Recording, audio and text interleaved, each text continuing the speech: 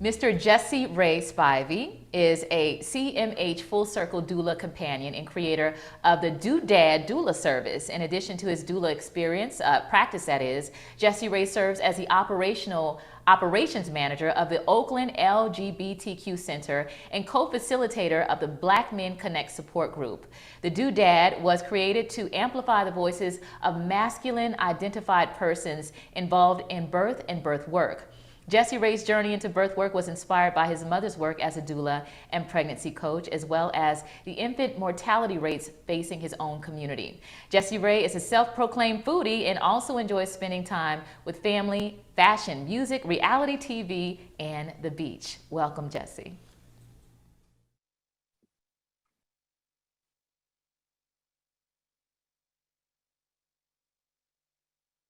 Thank you so much for having me. I want to say, first off, thank you to the ancestors and granny midwives who paved the way for myself to be here, as well as many other birth workers. I want to give a huge shout out to Keisha Reeves and PSI Georgia for allowing me to be here as well today. If you have any questions, please feel free to put them in the chat. I'm definitely open to answering those questions at any time. The first thing when people hear about me and the Doudad is, well, what the hell is a Doudad? And I want to just explain that and my thoughts behind creating my platform, the Doudad, is a double entendre of the word doula, which we all know is a birth support person, and the word Doudad, D-O-O-D-A-D, which is an ornamental attachment, decoration, or article whose common name is unknown and often forgotten. And so for me, that resonated with how I, as a birth worker, was feeling being around a lot of birth spaces in the birth room. And it was a feeling that was being communicated to me that was resonated as well as within fathers and other support people in the birth room as well. And so I really wanted to create a platform and space that amplified those voices and gave a platform and space for people who were like me to feel comfortable when talking and being around spaces pertaining to birth. And so that's just a little bit about the background and the creation of the Doudad and how that got started for me. But as we're focusing on maternal mental health, and I really want to dig into how that relates to partner support and the importance, of partner support. There's first off a stigma and sexualization around body parts that contribute to the discrimination towards men and masculine identified birth workers and birth support people. And I think that's something that we need to be mindful of. You know, as a birth worker, I can't tell you how many times I've been told no by couples because one or both have an uncomfortableness around a male being in the birth room, but we'll turn around and go to an OB that's a male, and it's just because I can't really explain the rhetoric behind that or make sense of that, but it's just something that I encourage we as people to be mindful of as we move forward as a society and make progress towards opening up the doors of birth work for people like myself, making it comfortable for us to be around,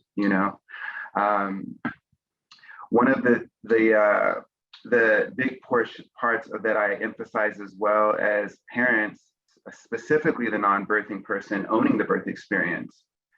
During COVID, we've seen a huge push towards pushing out the other person.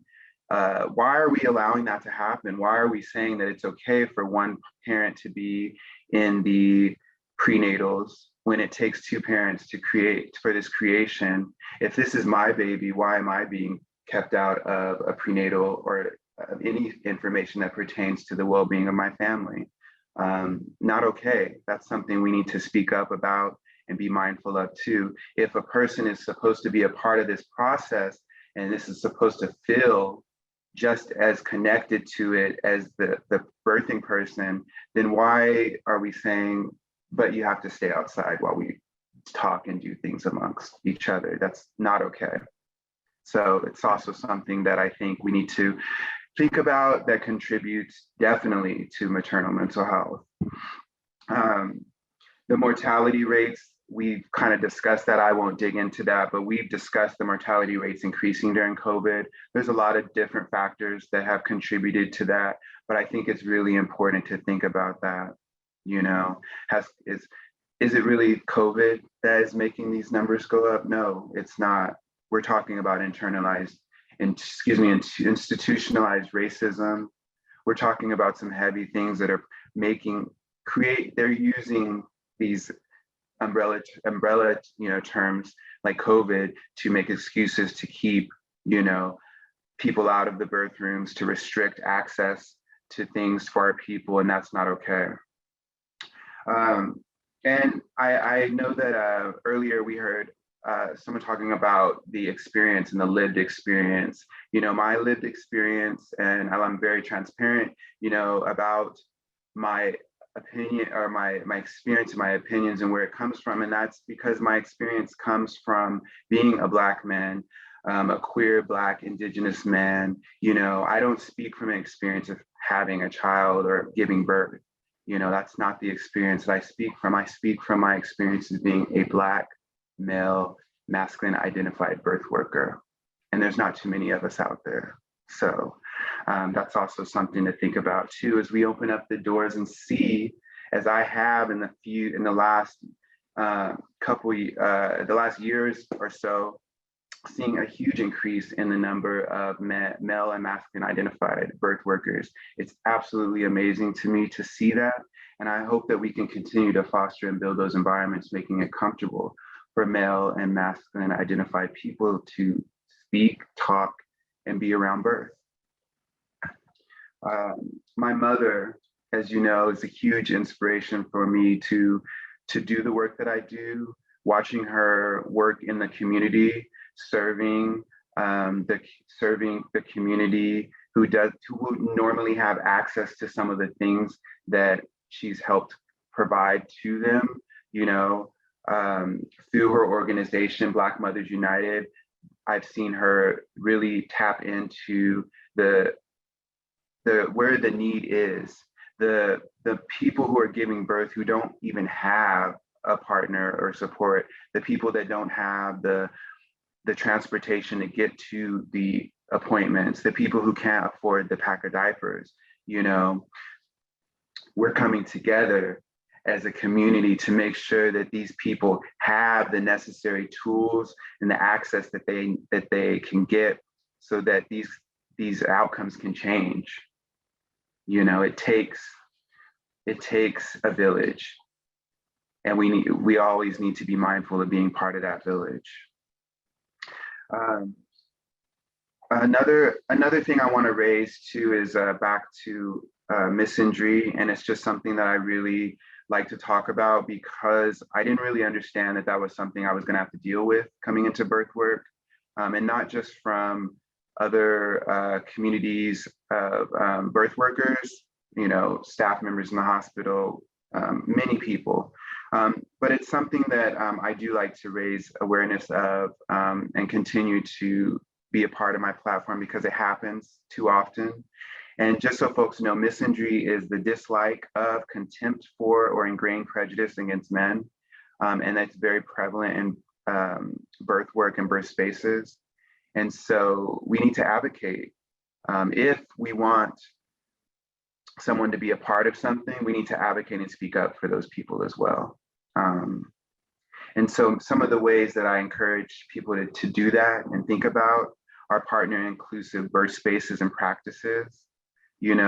How can we engage the partner when we're doing these prenatal classes? How can we make sure that it's a 2-for-1, versus just this conversation where you're talking at somebody or presenting information and facts to one person through somebody, all things to think of, the language that we use, I can probably go on a whole tangent about this as being someone who identifies as queer, but, You know, the language that we use is important. It doesn't mean that you have to be on board and holding hands with me and skipping down the street, agreeing with everything that I say, but recognizing that there are more than just, you know, one or two intersections that give birth and participate in birth, you know.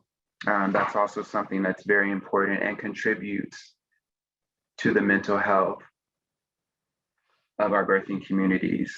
The imagery that we present, I loved seeing the Black images that we spoke in, someone showed earlier, and seeing some of those images changing now in the presentations and the education we receive. When people see things that are like themselves, I see what's like me, you see what's like you. Those things also contribute to our mental health as well. Self-care is always at the top of that list, and I want to get back into that, but involvement for people who don't understand or know, be an ally, learn, educate yourself. I think it's really important that even as non-male and masculine identified people, understanding how our roles play into birth and birth work is something that's also important, you know. Learning about the shoe on the other foot. I don't want to ramble on too much here, but I just made some like notes about some of the things I wanted to go over, and I encourage y'all, if you have questions, please put them into the chat. I'll be happy to answer those at any time. But back to self-care, I live by this hashtag, and I want to just kind of bring it to I close on this, but one of the hashtags I live by in my life is hashtag treat yourself. And for me, that means like once a week, I'll just do something to treat myself or take myself, you know, somewhere special or do something special for myself outside of the things that I normally would do. And I encourage people, especially when it comes to birth and supporting birthing people, that we really take that into account. The before, you know, we always think about birth as this thing, I think of this singular aspect, and we've been trained to kind of, as a society, celebrate birth in this kind of fashion where it's, you know, baby shower, gender reveal, and all that, but we don't really spend the time or even think about caring and really nurturing the birthing family, you know, and taking care of everybody's needs, thus in turn supporting the birthing person for a better outcome for the baby. And that could mean, you know, spending time with the family after the baby's born. You know, everybody disappears when the baby's born. You know, everybody's at the hospital taking pictures and it's all cute and lovey-dovey at the baby shower and everybody's around. And when the baby comes, everybody's goes. That's when we need to be supporting and really nurturing and protecting the mental well-being of our birthing people. So just know that that care is continuous. And this is something I definitely have to give praises and shout out to my mentors, Mamisi Samsara and Sister Shafia Monroe in the SMC Doula training program, is that we are taught that our care is continuous. It's not just birth doula or postpartum doula or antepartum doula.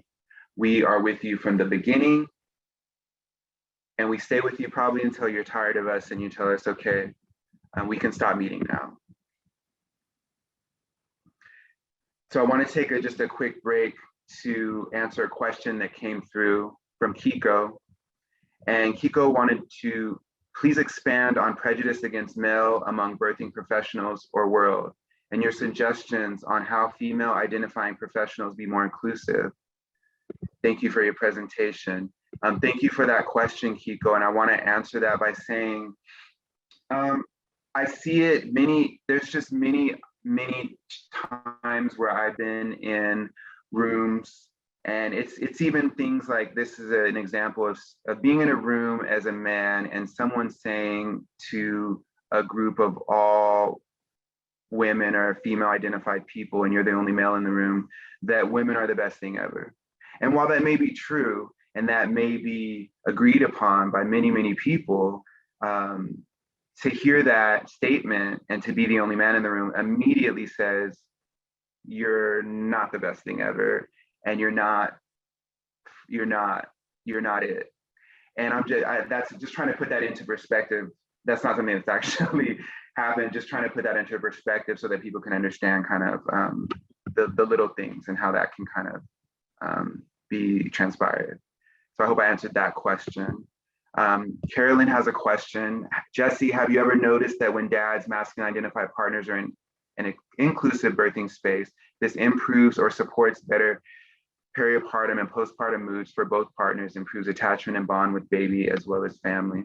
I can definitely speak to this. The most recent birth that I did was a birth where the partner was heavily involved in the process. And it was also almost like we had this tag team rhythm going on during the birth.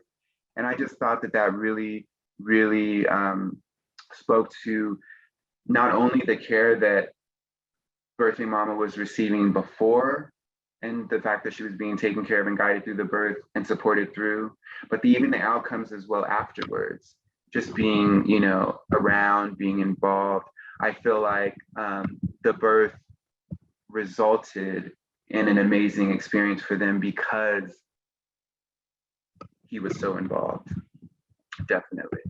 I hope I answered that question too. Karen says, we're developing a male doula program in the city of Detroit. What are your suggestions for getting us off on the right foot? You know, I think open the door. I think half the battle is letting people know that people even don't even know that men can be doulas these days. And that's something that says something. And I think it's important to recognize that, you know, open the door. It starts with one, you know. I started doing this with my mom, alongside my mom many, many years ago, and never really understood or took it seriously about how I could be doing it myself professionally until recently. And it was at that point when even then, it was like a risk for me. And I had to ask people, was it okay for me to be in certain spaces? I was so not afraid, but I just didn't know. I didn't know because of what I had heard, what I had said, what I had experienced in the hospitals myself.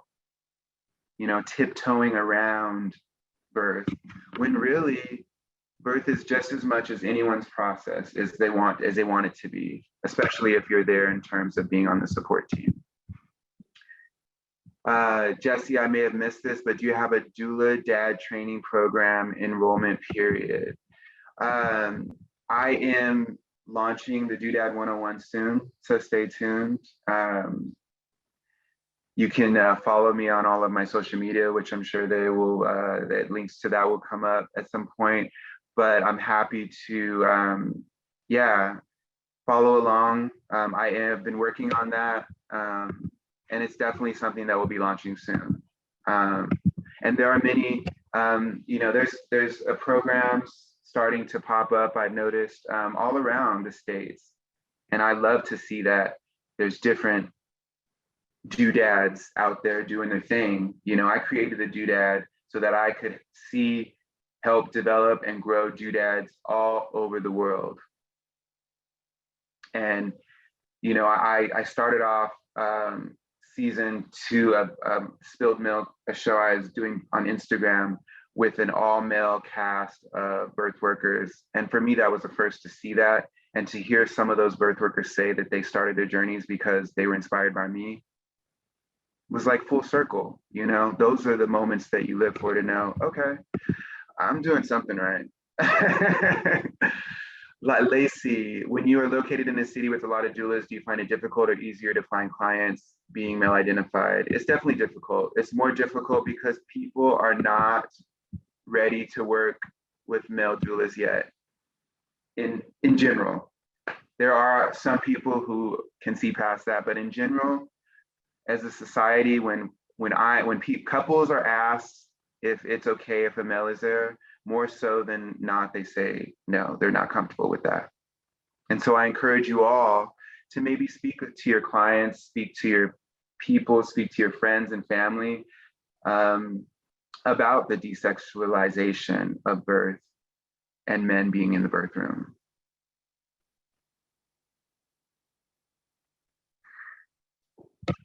So I just, again, want to say thank you. I really, really enjoyed the opportunity to be here and speak to my experience. And I know that it's not everybody's experience. And I know as a doula that I'm not going to be everybody's cup of tea, but I'm definitely here to show that the work can be done, the work should be done, and there are some Black male men, masculine identified people doing the work. So thank you.